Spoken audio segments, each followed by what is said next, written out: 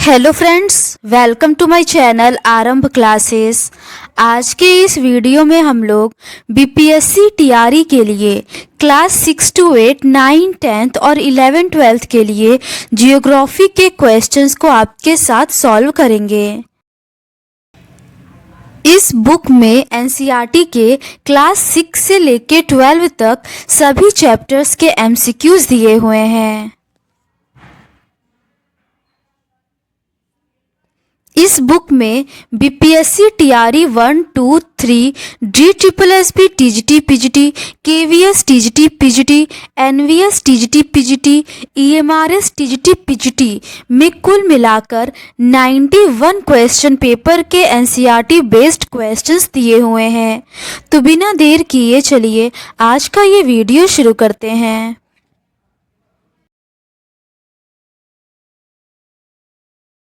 आज के इस वीडियो में हम लोग भौगोलिक चिंतन का इतिहास के रिमेनिंग क्वेश्चंस का डिस्कशन आपके साथ करेंगे।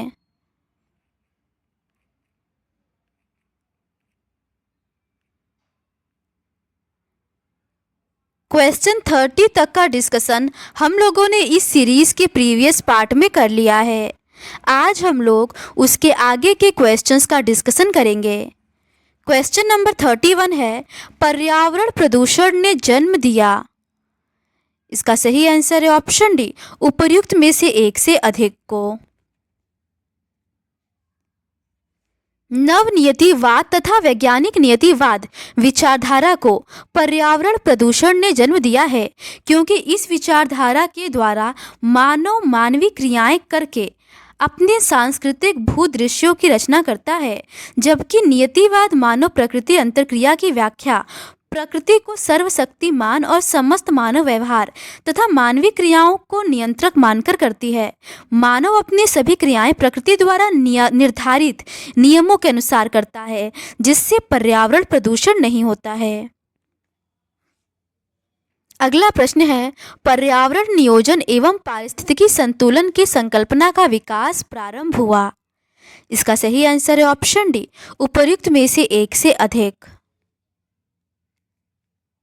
पर्यावरण नियोजन एवं पारिस्थितिकी संतुलन की संकल्पना का विकास वैज्ञानिक नियतिवाद एवं रुको और जाओ नियतिवाद से प्रारंभ हुआ। नियतिवाद या पर्यावरण नियतिवाद की संशोधित भौगोलिक विचारधारा को नव नियतिवाद या नव निश्चयवाद या वैज्ञानिक निश्चयवाद तथा रुको और जाओ नियतिवाद के नाम से जाना जाता है। ग्रिफिथ टेलर को नव नियतिवाद का प्रमुख प्रवर्तक माना जाता है। इनका मानना था कि रुको और जाओ नियतिवाद यह प्रतिपादित करता है कि मनुष्य पर प्रकृति का पूर्ण नियंत्रण नहीं है, किंतु प्रकृति के प्रभाव को अस्वीकार नहीं किया जा सकता, अर्थात मनुष्य को पर्यावरण के साथ संतुलन बनाकर रखना चाहिए। अगला प्रश्न है, निम्नलिखित में से कौन सा विद्वान मात्रात्मक क्रांति के दौरान स्थानिक विश्लेषण तकनीकों के विकास से जुड़ा है? इसका सही आंसर है option A, William bunch. William bunch मात्रात्मक क्रांति के दौरान स्थानिक विश्लेषण तकनीकों के विकास से जुड़े हैं। इसके अतिरिक्त संयुक्त राज्य अमेरिका में मात्रात्मक स्थानिक विश्लेषण में जिन भूगोलवेत्ताओं का महत्वपूर्ण योगदान रहा है उसमें Harold McCarty, John Weaver, Garrison, Ullman, Brian Berry, Morrill, Stewart के नाम विशेष उल्लेखनीय हैं। नवीन भूगोल के रूप में अवस्थितिकी विश्लेषण मुख्यतः मात्रात्मक तकनीकों पर आधारित है।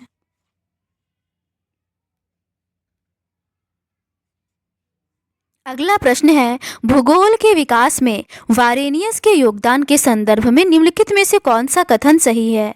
पहला है, वह भूगोल को सामान्य या सार्वभौमिक भूगोल में विभाजित करने वाले पहले भूगोलवेत्ता थे। दूसरा है, वह मुख्य रूप से भौतिक भूगोल के अध्ययन से रुचि रखते थे। तीसरा है, वे एकमात्र ऐसे विद्वान थे जिनका मानना था कि मानव समाज के विकास के लिए भूगोल अपरिहार्य है। इसका सही आंसर है ऑप्शन बी, केवल एक। भूगोल के विकास में वारेनियस का महत्वपूर्ण योगदान है। इन्होंने सर्वप्रथम भूगोल को सामान्य और सार्वभौमिक भूगोल में विभाजित किया। ऐसा करने वाले यह पहले भूगोलवेत्ता थे। वारेनियस प्रथम भूगोलवेत्ता था जिसने भौतिक भूगोल और मानव भूगोल के मौलिक अंतरों पर विचार किया था। उसने भूगोल को दो वर्गों में विभाजित किया, क्रमबद्ध भूगोल और विशिष्ट या प्रादेशिक भूगोल। इस प्रकार वारेनियस प्रथम भूगोलवेत्ता था जिसने क्रमबद्ध और प्रादेशिक भूगोल के द्विधात्व की नींव रखी थी। उसके अनुसार सामान्य भूगोल में विषय के सिद्धांतों तथा नियमों की और प्रादेशिक भूगोल में विभिन्न प्रदेशों के विशिष्ट स्वरूपों का वर्णन किया जाता है। वारेनियस ने यह भी स्पष्ट किया था कि प्रादेशिक भूगोल सामान्य भूगोल पर और सामान्य भूगोल प्रादेशिक भूगोल पर निर्भर है। वे मुख्य रूप से प्रादेशिक भूगोल में रुचि रखते थे, न कि भौतिक भूगोल में। वे एकमात्र ऐसे विद्वान नहीं थे जिनका मानना था कि मानव समाज के विकास के लिए भूगोल जरूरी है। अगला प्रश्न है, विद्वानों की सूची 1 का उनके संबंधित शीर्षकों की सूची 2 से मिलान करें और दिए गए विकल्पों में से सही उत्तर का चयन करें।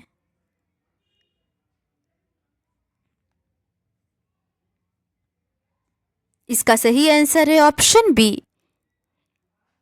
एनेक्सिमेंडर का ब्रह्मांड विज्ञान के जनक होगा। इमैनुअल कांट का असाधारणता के जनक होगा। स्ट्रेबो का प्रादेशिक भूगोल के जनक होगा और हेरोडोटस का इतिहास के जनक होगा। अगला प्रश्न है, मानसून की आवधिक प्रकृति के विचार को सामने रखने वाले पहले भूगोलवेत्ता निम्नलिखित में से कौन थे? इसका सही आंसर है ऑप्शन ए, अरब।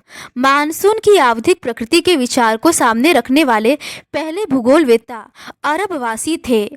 अल मसूदी पहला अरब भूगोलवेत्ता था जिसने बंगाल की खाड़ी में चलने वाली मानसूनी हवाओं के विषय में बताया तथा विश्व को 14 जलवायु प्रदेशों में विभक्त किया था। 10वीं शताब्दी में भौगोलिक यात्राओं में विशेष रुचि रखने वाला अरब भूगोलवेत्ता अल मकदीसी ने विश्व के जलवायु तथा सामान्य भूगोल पर पुस्तक लिखी और विश्व को 14 मुख्य जलवायु प्रदेशों में विभाजित किया। अगला प्रश्न है, गैंगेटिक गल्फ, जिसे अब बंगाल की खाड़ी के रूप में जाना जाता है, को पहली बार डैश द्वारा आलेखित किया गया था। इसका सही आंसर है option C, Ptolemy. Gangetic Gulf, जिसे अब बंगाल की खाड़ी के रूप में जाना जाता है, जिसको पहली बार टॉलमी द्वारा आलेखित किया गया था। टॉलमी एक रोमन भूगोलवेत्ता थे जिन्होंने अल्माजेस्ट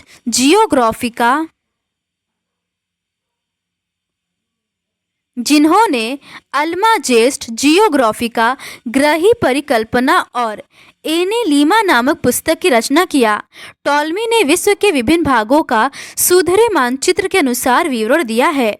पश्चिमी यूरोप में ब्रिटिश द्वीपों, इंग्लैंड, वेल्स, स्कॉटलैंड, आयरलैंड तथा वहां के स्थानों, आकृतियों तथा मूल निवासियों का शुद्ध विवरण दिया है।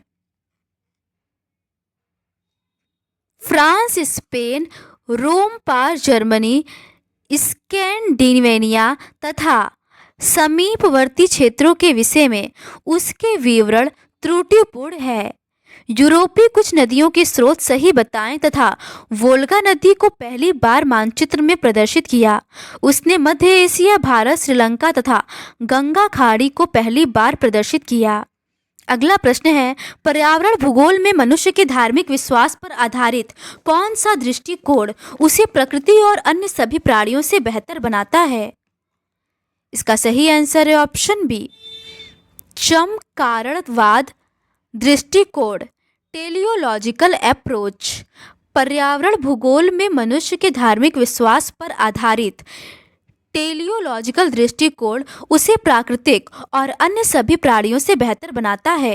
धर्मपरक भूगोल के अंतर्गत भिन्न भिन्न पर्यावरण के अनुसार धार्मिक विश्वास में होने वाले परिवर्तनों का अध्ययन किया जाता है। विश्व के विभिन्न भागों में धार्मिक विश्वासों में पाए जाने वाले अंतर का अध्ययन करना इसका मूल उद्देश्य होता है।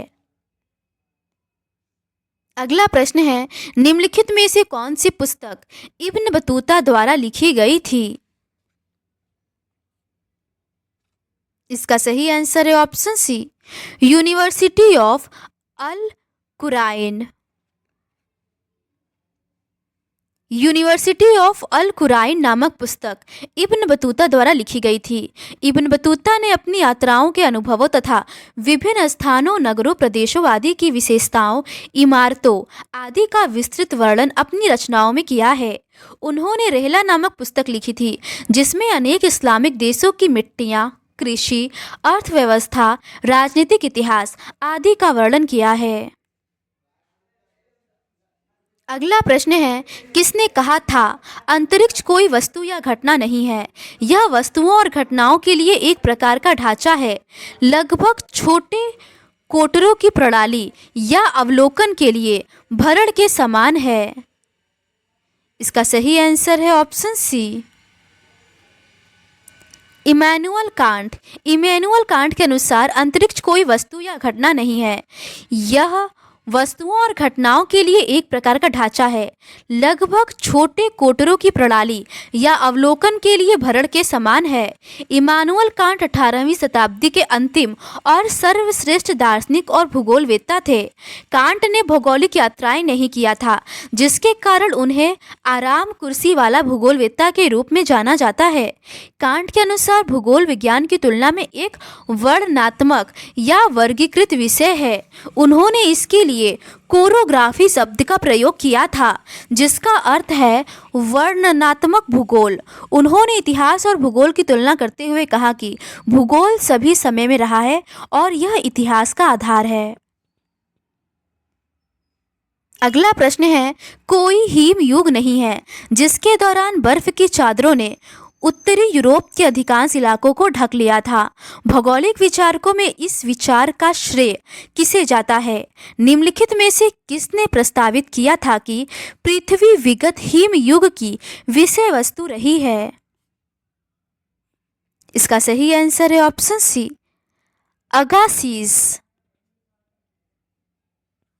कोई हिम युग नहीं है जिसके दौरान बर्फ की चादरों ने उत्तरी यूरोप के अधिकांश इलाकों को ढक लिया था।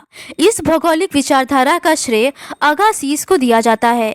1840 ईस्वी में अगासिस ने वृहद हिम काल की संकल्पना प्रस्तुत की। सन 1841 में कारपेंटियर ने भी उपयुक्त संकल्पना को एक शोध पत्र के रूप में प्रकाशित किया, परंतु महाद्वीपीय हिमानीकरण की संकल्पना के पिता अगासिस को ही माना जाता है। अगला प्रश्न है, जियोग्राफिका किसने लिखी थी? इसका सही आंसर है ऑप्शन बी, टॉलमी ने। जियोग्राफिका टॉलमी द्वारा लिखी गई पुस्तक है। जियोग्राफिका नामक ग्रंथमाला के अंतर्गत टॉलमी की 8 पुस्तकें प्रकाशित हुई, जिसमें गणितीय भूगोल, मानचित्र कला और सामान्य भूगोल से संबंधित पुस्तकें सम्मिलित है। टॉलमी एक रोमन भूगोलवेत्ता थे, जिन्होंने अल्माजेस्ट, ग्रही परिकल्पना और एनेलिमा नामक पुस्तकें लिखी। टॉलमी की अलमजिस्ट नामक पुस्तक खगोल शास्त्र की प्रमुख पुस्तक है, जो दीर्घकाल तक आकाशीय पिंडों की गतिविधियों से संबंधित जानकारी के लिए मानक संदर्भ ग्रंथ के रूप में प्रतिष्ठित रही है। टॉलमी ने विश्व मानचित्र की रचना के लिए संशोधित सक्वाकार प्रक्षेप का निर्माण किया। अगला प्रश्न है, इल्माजेस्ट किसने लिखी थी? इसका सही आंसर है ऑप्शन बी, टॉलमी ने। अगला प्रश्न है, भूमध्य रेखा की लंबाई पता करने वाला पहला भूगोलवेत्ता कौन था? इसका सही आंसर है ऑप्शन ए, इरेटोस्थनीज। भूमध्य रेखा की लंबाई पता करने वाला पहला भूगोलवेत्ता इरेटोस्थनीज था। इन्होंने पृथ्वी के परिधि की गणना का उल्लेखनीय प्रयास किया था। इन्होंने माना अलेक्जेंड्रिया तथा साइने के बीच की दूरी 5000 स्टेडिया या 500 मीटर थी। इन्होंने साइने और अलेक्जेंड्रिया के बीच की दूरी में 50 का गुणा करके पृथ्वी की परिधि की गणना की थी। पृथ्वी की परिधि लगभग 24,840 मील है। इस प्रकार इरेटोस्थनीज की गणना लगभग सही थी। अगला प्रश्न है, निम्न में से कौन से भूगोलवेत्ता ने मानव जीवन में जलवायु के प्रमुख भूमिका पर जोर दिया? इसका सही आंसर है ऑप्शन सी, हंटिंगटन। हंटिंगटन ने मानव जीवन में जलवायु के प्रमुख भूमिका पर जोर दिया। हंटिंगटन ने मानव इतिहास एवं मानव सभ्यता के विकास पर भौतिक तत्वों, विशेषतः जलवायु के प्रभावों की विस्तृत विवेचना की है। उन्होंने लिखा है कि उष्णकटिबंधीय प्रदेशों में अधिक गर्मी पड़ने के कारण वहाँ के मनुष्यों की कार्यक्षमता कम हो जाती है, जिससे वहाँ के लोग सामान्यतः निर्धनता में निम्न जीवन यापन करते हैं, जबकि शीतोष्णकटिबंधीय प्रदेशों की जलवायु मनुष्य की कार्यक्षमता एवं क्रियाशीलता में वृद्धि करती है, जिसके परिणाम स्वरूप वहाँ के निवासी सामान्यतः संपन्न होते हैं और उच्च जीवन जीते हैं। अगला प्रश्न है, वर्तमान भूतकाल की कुंजी है, इस परिकल्पना को इनमें से किसने निरूपित किया है? इसका सही आंसर है ऑप्शन है हट्टन ने। वर्तमान भूतकाल की कुंजी है तथा न आदि का पता है न अंत का भविष्य जैसे मौलिक संकल्पनाओं का प्रतिपादन जेम्स हट्टन ने किया। स्कॉटिश भूगर्भवेत्ता जेम्स हट्टन के साथ एक रूपतावाद का उदय होता है। आगे चलकर हट्टन ने दो प्रमुख शिष्यों जॉन प्लेफेयर तथा सर चार्ल्स लेल ने एक रूपतावाद की संकल्पना का विस्तरण किया। एक रूपतावाद को हट्टन महोदय ने अपनी पुस्तक थ्योरी ऑफ द अर्थ में प्रकाशित किया। अगला प्रश्न है, इतिहास की भौगोलिक धुरी की अवधारणा का प्रतिपादन किसने किया? इसका सही आंसर है ऑप्शन है हाफोर्ड जे मैकिंडर। सर्वप्रथम सन 1904 ईस्वी में मैकिंडर ने रॉयल जियोग्राफिकल सोसाइटी के समक्ष एक शोध पत्र प्रस्तुत किया, जिसका शीर्षक था The Geographical Pivot of History. सन 1919 ईस्वी में मैकिंडर ने डेमोक्रेटिक आइडियाज एंड रियलिटी नामक पुस्तक प्रकाशित किया, जिसमें अपने सन 1904 ईस्वी के लेख इतिहास की भौगोलिक धुरी में संशोधन किया तथा इस पुस्तक में धुरी क्षेत्र के स्थान पर हृदय स्थल या हॉटलैंड का प्रयोग किया एवं अपने हृदय स्थल सिद्धांत का प्रतिपादन किया, जिसका सार है जो पूर्वी यूरोप पर शासन करता है हृदय स्थल को नियंत्रित करता है, जो हृदय स्थल पर शासन करता है विश्व द्वीप को नियंत्रित करता है, जो विश्व द्वीप पर शासन करता है विश्व को नियंत्रित करता है। अगला प्रश्न है, भूगोल शब्द का सर्वप्रथम प्रयोग करने वाले इरेटास्थनीज निम्नलिखित में से किस समूह के विद्वान है? इसका सही आंसर है ऑप्शन डी, ग्रीक विद्वान। सर्वप्रथम भूगोल शब्द का प्रयोग इरेटोस्थनीज एक ग्रीक विद्वान ने किया था। यह शब्द ग्रीक भाषा के दो मूल शब्द जी एवं ग्राफिया से प्राप्त किया गया है। इन दोनों शब्दों को मिलाने पर इसका अर्थ होता है पृथ्वी का वर्णन। पृथ्वी को सर्वदा मानव के आवास के रूप में देखा गया है और इस दृष्टि से विद्वान भूगोल को मानव के निवास के रूप में पृथ्वी का वर्णन परिभाषित करते हैं। अगला प्रश्न है, निम्नलिखित विषयों में से किसका अंतरापृष्ठ भौगोलिक चिंतन के साथ है? इसका सही आंसर है ऑप्शन सी, दर्शन शास्त्र। दर्शन शास्त्र विषय का अंतरापृष्ठ भौगोलिक चिंतन के साथ है। प्रत्येक विषय का एक दर्शन होता है जो उस विषय के लिए मूल आधार होता है। दर्शन किसी विषय को जड़ प्रदान कर उसके क्रमशः विकास प्रक्रिया में स्पष्ट ऐतिहासिक भूमिका प्रस्तुत करता है। भूगोल का एक संश्लेषणात्मक विषय के रूप में अनेक प्राकृतिक तथा सामाजिक विज्ञानों से अंतरापृष्ठ संबंध है। अगला प्रश्न है, डिफ्यूजन ऑफ इनोवेशंस विचार के प्रतिपादक हैं। इसका सही आंसर है option A, T हेगर strand. Diffusion of innovations विचार के प्रतिपादक टी हेगर स्ट्रैंड है। स्वीडिश भूगोलवेत्ता हेगर स्ट्रैंड ने लुंड विश्वविद्यालय के अपने सहयोगियों के साथ स्थानीय विसरण पर विशिष्ट कार्य किया। हेगर स्ट्रैंड की पुस्तक spatial diffusion as an innovation process मौलिक रूप से स्वीडन में 1953 में प्रकाशित हुई। ए प्रेड द्वारा अनुदित इस पुस्तक का अंग्रेजी संस्करण 1968 में प्रकाशित हुआ। उनका कार्य मुख्य रूप से कृषि नवाचारों के प्रसार से संबंधित था, जिसमें अनेक प्रायोगिक अध्ययनों का आधार बनाया गया था। उन्होंने आनुभविक तथा व्यवहारिक अध्ययनों के आधार पर विसरण प्रक्रिया के सामान्य क्रियात्मक मॉडल का निर्माण किया। अगला प्रश्न है, क्रिस्टॉलर ने अपने केंद्रीय स्थल सिद्धांत में निम्नलिखित में से किसको वरीयता नहीं दी? इसका सही आंसर है ऑप्शन ए, उपर्युक्त में से कोई नहीं। क्रिस्टॉलर ने अपने केंद्रीय स्थल सिद्धांत में आकार, केंद्रों के बीच की दूरी तथा कार्य तीनों को वरीयता दी है। जर्मन अर्थशास्त्री वॉल्टर क्रिस्टॉलर ने 1933 ईस्वी में अधिवासियों के वितरण से संबंधित सिद्धांत का प्रतिपादन किया, जिसे केंद्र स्थल सिद्धांत के नाम से जाना जाता है। इन्होंने दक्षिणी जर्मनी के केंद्र स्थलों का अध्ययन किया और सामान्यीकरण के रूप में अपने केंद्र स्थल सिद्धांत को प्रस्तुत किया। क्रिस्टॉलर का सिद्धांत इस तथ्य पर आधारित है कि विस्तृत उत्पादन भूमि नगरीय केंद्र या केंद्र स्थल को आधार प्रदान करता है, जहां से विभिन्न आवश्यक वस्तुएं तथा सेवाएं केंद्र स्थल को उपलब्ध होती हैं, और केंद्र स्थल अपने चतुर्दिक स्थित परिक्षेत्र के लिए भी आवश्यक वस्तुएं तथा सेवाओं की आपूर्ति करता है। अगला प्रश्न है, किसने कहा कि भूगोल क्षेत्रीय विभिन्नताओं का अध्ययन करता है? इसका सही आंसर है ऑप्शन ए, हॉटशॉर्न। हॉटशॉर्न ने कहा कि भूगोल क्षेत्रीय भिन्नताओं का अध्ययन करता है। क्षेत्रीय भिन्नता की संकल्पना भूगोल की प्रमुख संकल्पनाओं में से एक है। सर्वप्रथम जर्मन भूगोलवेत्ता हेटनर ने माना कि भूगोल पृथ्वी के क्षेत्रों का अध्ययन है और ये क्षेत्र एक दूसरे से भिन्न होते हैं। रेडजेल के अनुसार मानव भूगोल मानव समाजों और धरातल के बीच संबंधों का संश्लेषित अध्ययन है।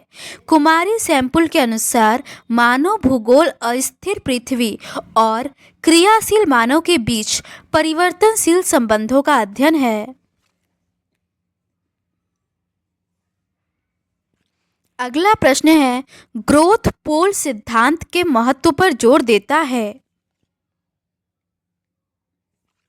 इसका सही आंसर है ऑप्शन बी, स्थानिक केंद्र से केंद्रित विकास पहल।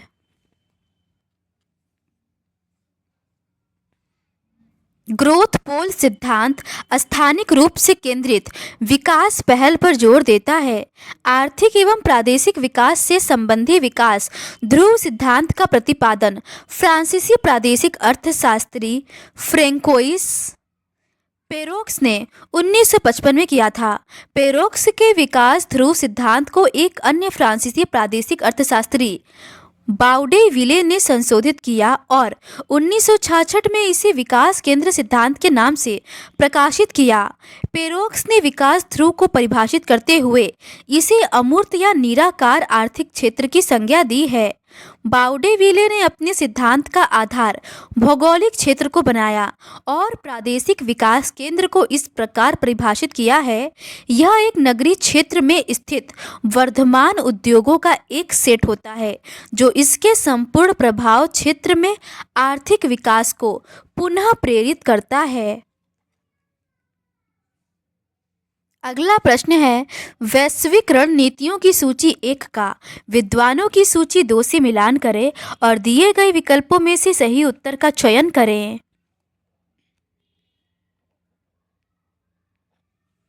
इसका सही आंसर है ऑप्शन ए।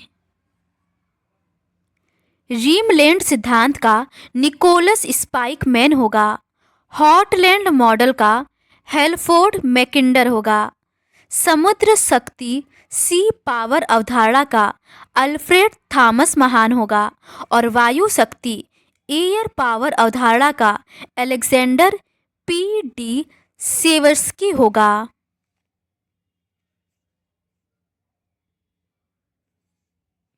अगला प्रश्न है, यह कथन कि राजनीतिक सीमाएं राष्ट्रीयता स्थापित करने पर ध्यान देती हैं डैश द्वारा दिया गया था। इसका सही आंसर है ऑप्शन बी, एच कोन द्वारा। राजनीतिक सीमाएं राष्ट्रीयता स्थापित करने पर ध्यान देती हैं। यह कथन एच कोन द्वारा दिया गया था। सीमाओं की प्रकृति, चरित्र तथा कार्य में निरंतर परिवर्तन होते रहते हैं। जैसे जैसे जनसंख्या बढ़ती जा रही है तथा मानव अधिवासों की संख्या बढ़ती जा रही है, वैसे वैसे सरकारों के अधिकार एवं उत्तरदायित्व बढ़ते जा रहे हैं। एस बी जोन्स ने सीमा की संकल्पना के 6 विभिन्न प्रकारों की पहचान की है, जो निम्नलिखित है: प्राकृतिक, राष्ट्रीय, साम्राज्यवादी, संविदात्मक, ज्यामिति और शक्ति राजनीतिक। अगला प्रश्न है, भूगोल के क्षेत्र में भूदृश्य लैंडस्केप शब्द निम्नलिखित में से किसके द्वारा प्रस्तुत किया गया था? इसका सही आंसर है ऑप्शन बी, कार्ल ओ शावर। भूगोल के क्षेत्र में भूदृश्य शब्द को कार्ल ओ शावर द्वारा प्रस्तुत किया गया था। कार्ल शावर ने 1925 ईस्वी में प्रकाशित अपनी पुस्तक द मॉर्फोलॉजी ऑफ लैंडस्केप में भूदृश्य की संरचना का विस्तृत विवेचन किया है। उन्होंने जर्मन शब्द लैंडशाफ्ट के पर्याय के रूप में लैंडस्केप शब्द का प्रयोग किया था। उन्होंने भूदृश्य का प्रयोग दृष्ट तत्वों के समुच्चय और क्षेत्र दोनों अर्थों में किया है। सावर ने भूदृश्य को 2 वर्गों में विभक्त किया है, प्राकृतिक भूदृश्य और सांस्कृतिक भूदृश्य। इनके अनुसार संपूर्ण भूदृश्य में प्राकृतिक तत्वों के समुच्चयिक स्वरूप को प्राकृतिक भूदृश्य और मानवकृत समस्त तत्वों के समुच्चयिक स्वरूप को सांस्कृतिक भूदृश्य कहा जा सकता है। भूदृश्य के इस द्वंद्वात्मक वर्गीकरण में पूर्णतः प्रकृति द्वारा उत्पन्न भूदृश्य को प्राकृतिक भूदृश्य माना जाता है। अगला प्रश्न है, वर्तमान विवेकानुसार प्रथम महान जर्मन पद्धति विज्ञान भूगोलवेत्ता कौन है? इसका सही आंसर है ऑप्शन ए, जॉर्ज फॉस्टर। वर्तमान विवेकानुसार प्रथम महान जर्मन पद्धति विज्ञानी भूगोलवेत्ता जॉर्ज फॉस्टर हैं। जॉर्ज फॉस्टर ने प्रादेशिक भूगोल के क्रमबद्ध विकास में महत्वपूर्ण योगदान दिया था और राइन के निचले क्षेत्र का भौगोलिक वर्णन प्रकाशित किया था। एच जी होमेयर ने 1805 में बुआश और गाटेरर का अनुसरण करते हुए पृथ्वी का प्राकृतिक विभाजन किया था। होमेयर के ग्रंथ यूरोप का शुद्ध भूगोल में प्रादेशिक विभाजन का आधार नदियों तथा बेसिनों को बनाया गया था। ब्रुन्स की प्रसिद्ध पुस्तक मानव भूगोल में मानव के तथ्यों की विस्तृत विवेचना की गई है। अगला प्रश्न है, भूगोल के परिणामात्मक क्रांति निम्नलिखित उद्देश्यों में किससे संबंधित है? ए है भूगोल को और अधिक वैज्ञानिक बनाना, बी है अध्ययन को और अधिक स्पष्ट और विशुद्ध बनाना, सी है नए प्रतिमानों और सिद्धांतों का विकास करना, डी है नियतिवाद के विचार का उन्मूलन करना। इसका सही आंसर है ऑप्शन बी, ए, बी एवं सी। भूगोल में परिणामात्मक क्रांति का उद्देश्य भूगोल को और अधिक वैज्ञानिक बनाना, अध्ययन को और अधिक स्पष्ट और विस्तृत बनाना तथा नए प्रतिमानों और सिद्धांतों का विकास करना है। 1820 के दशक में फ्रांसीसी दार्शनिक ऑगस्ट काम्टे ने प्रत्यक्षवाद का प्रतिपादन किया था। 1950 के दशक में अन्य विज्ञानों की भांति भूगोल पर प्रत्यक्षवाद का गहरा प्रभाव पड़ा और इसके परिणामस्वरूप ऐसे तत्वों तथा संबंधों के अध्ययन पर अधिक बल दिया जाने लगा जिसे प्रत्यक्ष रूप से देखा जा सकता हो, प्रत्यक्ष अनुभव किया जा सकता हो अथवा जिसकी माप की जा सकती हो। मात्रात्मक विधियों द्वारा आकृतिक विश्लेषण, सामान्यीकरण तथा मॉडल निर्माण पर अधिक बल दिया गया। भूगोल में मात्रात्मक क्रांति के विकास में McCarty Chorley, Peter Haggett, Gregory Chapman, Berry Garrison आदि भूगोलवेत्ताओं का विशेष योगदान है। अगला प्रश्न है, आइसोप्लेथ अवधारणा की कल्पना किसने की थी? इसका सही आंसर है ऑप्शन बी, हमबोल्ट ने। आइसोप्लेथ अवधारणा की कल्पना हमबोल्ट ने की थी। आइसोप्लेथ रेखा किसी मानचित्र पर वस्तु के समान मूल्य या घनत्व वाले स्थानों को मिलाने वाली रेखा होती है। इस परिभाषा के अनुसार समताप रेखाएं, समदाब रेखाएं, समवर्षा रेखाएं, समदिक्पाती रेखाएं, समोच्च रेखाएं तथा समकाल रेखाएं आदि सब भिन्न भिन्न प्रकार की समसमान रेखाएं हैं। कार्ल रीटर की सर्वाधिक महत्वपूर्ण ग्रंथ अर्धकुंडे है, जिसका प्रकाशन 1817 से लेकर 1859 तक कुल 19 खंडों में हुआ था। रीटर ने भूगोल के लिए जर्मन में अर्धकुंडे शब्द का प्रयोग किया था। रेडसेल प्रथम भूगोलवेत्ता थे जिन्होंने भौगोलिक अध्ययन में मानव को अस्थायी और महत्वपूर्ण स्थान प्रदान कराने का अग्रणी कार्य किया। उन्होंने मानव भूगोल को एक पृथक विज्ञान के रूप में स्थापित किया, इसीलिए इन्हें मानव भूगोल का जनक के रूप में जाना जाता है। अगला प्रश्न है, प्रॉब्लम्स दे जियोग्राफी ह्यूमेन किसके द्वारा लिखी गई है? इसका सही आंसर है option D, Albert Demangeon. Problems de Geographie Humaine नामक पुस्तक फ्रांसीसी भूगोलवेत्ता अल्बर्ट डिमोंजिया द्वारा लिखी गई है। इसका प्रकाशन उनके मरणोपरांत 1942 ईस्वी में हुआ था। इस पुस्तक में मानव भूगोल के संबंध में डिमांजिया ने लिखा है कि मानव भूगोल मानव समूहों तथा समाजों का उनके प्राकृतिक पर्यावरण से पारस्परिक संबंधों का अध्ययन है। डिमांजिया एक संभववादी विचारक थे। डिमांजिया द्वारा लिखी कई अन्य महत्वपूर्ण पुस्तकें हैं, ला पिकार्डी एटलेस रीजन्स वेसिनस, एनाल्स डी जियोग्राफी, औपनिवेशिक भूगोल, पेरिस नगर का अध्ययन और फ्रांस का आर्थिक भूगोल।